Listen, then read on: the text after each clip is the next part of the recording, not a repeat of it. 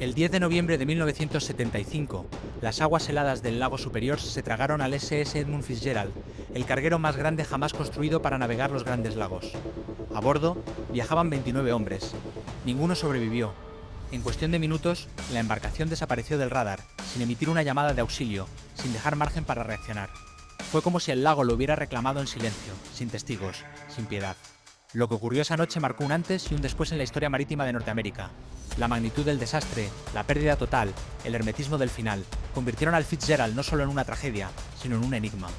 A pesar de investigaciones oficiales, teorías no oficiales, expediciones al fondo del lago y debates interminables, el motivo exacto de su hundimiento permanece sin resolución definitiva. A día de hoy, el Edmund Fitzgerald no es solo el nombre de un barco hundido, es un símbolo de respeto, de temor y de memoria entre quienes viven o trabajan en las orillas de los Grandes Lagos. Pero para entender lo que enfrentó esa tripulación, hay que comprender primero el escenario en el que navegaban. Los Grandes Lagos no son simples lagos. No son esos espejos de agua que uno imagina junto a una cabaña de verano. Son vastos, indomables, inmensos. En total, este sistema interconectado, formado por los lagos Superior, Michigan, Huron, Erie y Ontario, constituye el sistema de agua dulce superficial más grande del planeta. Juntos contienen casi una quinta parte de toda el agua dulce no congelada del mundo. De hecho, el lago Superior, donde ocurrió la tragedia, es tan enorme que podría albergar a los otros 4 lagos combinados dentro de sus límites. Su superficie parece un océano sin sal. Tiene 560 kilómetros de largo, 257 kilómetros de ancho y una profundidad promedio de 150 metros, con puntos que alcanzan más de 400. Pero más allá de los números, lo que verdaderamente define a estos lagos es su temperamento. Pueden parecer tranquilos bajo un cielo despejado, pero cuando el viento del norte se alza y las presiones atmosféricas caen en picado, se convierten en un infierno líquido. Y es que las cifras impresionan, sí, pero no explican el riesgo real. Lo hacen las estadísticas trágicas. Se estima que más de 6.000 barcos han naufragado en los Grandes Lagos desde que se tiene registro, y que alrededor de 30.000 marineros han perdido la vida en sus aguas. Muchos de esos cuerpos nunca fueron recuperados. Barcos enteros se han perdido sin dejar más rastro que una estela de aceite, alguna tabla rota y preguntas sin respuesta. Y sin embargo, a pesar de su reputación peligrosa, los Grandes Lagos siguen siendo arterias vitales de la economía norteamericana. Cada año, más de 125 millones de toneladas de carga cruzan sus aguas, conectando regiones industriales con centros agrícolas, minas con fábricas, puertos interiores con el resto del mundo. Productos como trigo, maíz, avena y soja representan una porción significativa del tráfico, pero igual de importantes son los minerales como el hierro, el carbón, la piedra caliza y la sal. La navegación en estos lagos es una operación gigantesca y constante, impulsada por hombres y mujeres que conocen los riesgos, pero también la necesidad. En ese contexto, el Edmund Fitzgerald no era solo un barco más. Era una pieza clave, un coloso del transporte y un símbolo del poder industrial del medio oeste estadounidense. Pocos barcos han logrado dejar una marca tan profunda en la historia de la navegación en los Grandes Lagos como lo hizo el Edmund Fitzgerald. Su historia comenzó el 1 de febrero de 1957, cuando la compañía de seguros Northwest Mutual Life Insurance Company hizo un pedido ambicioso: construir un carguero que fuera, literalmente, el límite de lo posible. El objetivo era claro: dominar las rutas de carga de mineral de hierro entre los centros mineros del norte y las acerías del medio oeste estadounidense. Para ello, encargaron una embarcación colosal, con un diseño que rozaba el máximo permitido para atravesar las esclusas del canal de Sault Ste. Marie, la conexión vital entre el lago Superior y el lago Huron, con 729 pies de eslora, apenas un pie menos que el límite legal, y 75 pies de manga. El Fitzgerald era una bestia de acero. Su capacidad superaba las 25.000 toneladas de carga, una cifra nunca antes vista en esa región. Pero no solo se trataba de volumen o potencia, también era una embarcación veloz, gracias a sus motores de turbina a vapor que le permitían desplazarse a 14 nudos, superando con holgura a la mayoría de los cargueros de su época. El interior del Edmund Fitzgerald también marcó una diferencia. En una industria donde la funcionalidad solía relegar el confort, este barco rompía moldes. Su tripulación de 29 hombres vivía en condiciones que rozaban el lujo para los estándares marítimos.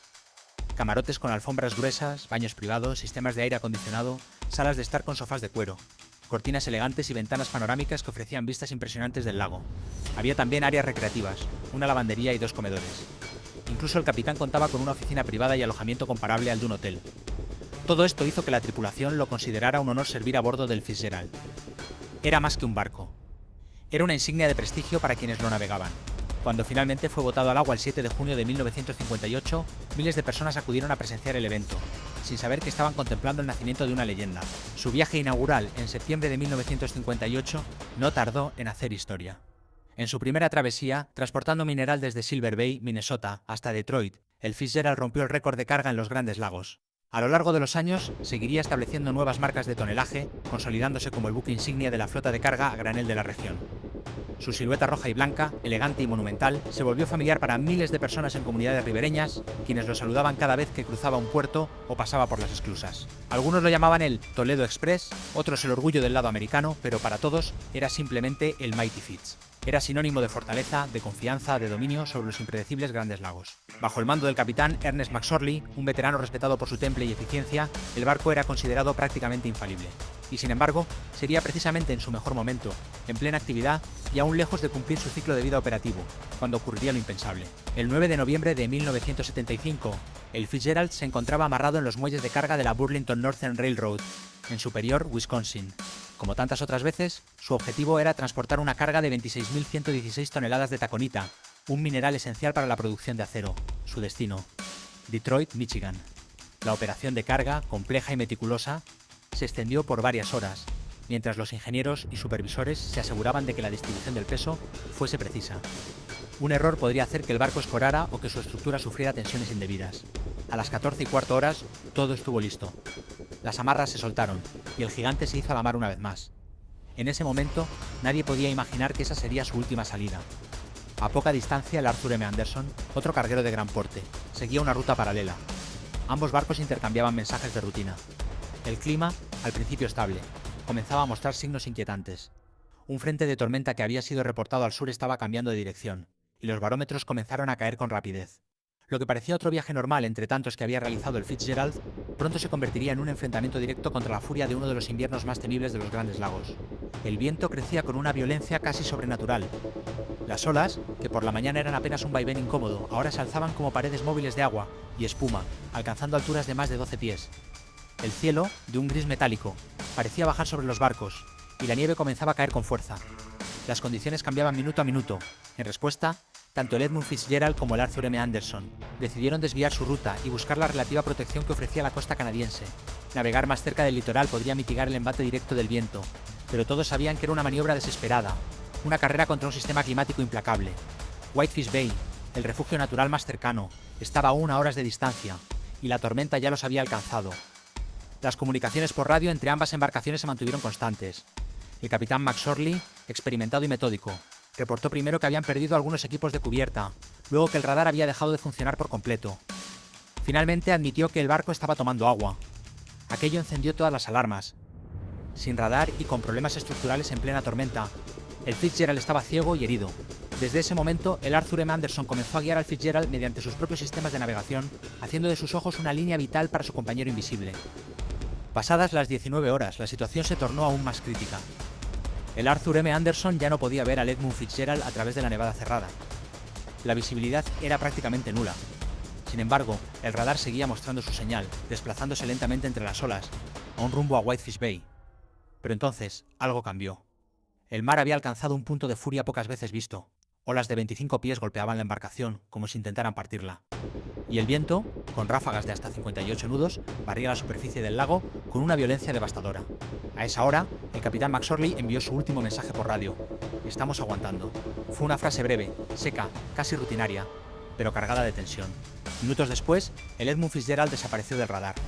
No hubo alarma, no hubo llamada de auxilio, no hubo segundo intento de comunicación. Simplemente dejó de existir.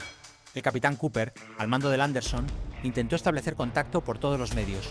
Llamó a otras embarcaciones cercanas para verificar si sus radios funcionaban. Lo hacían.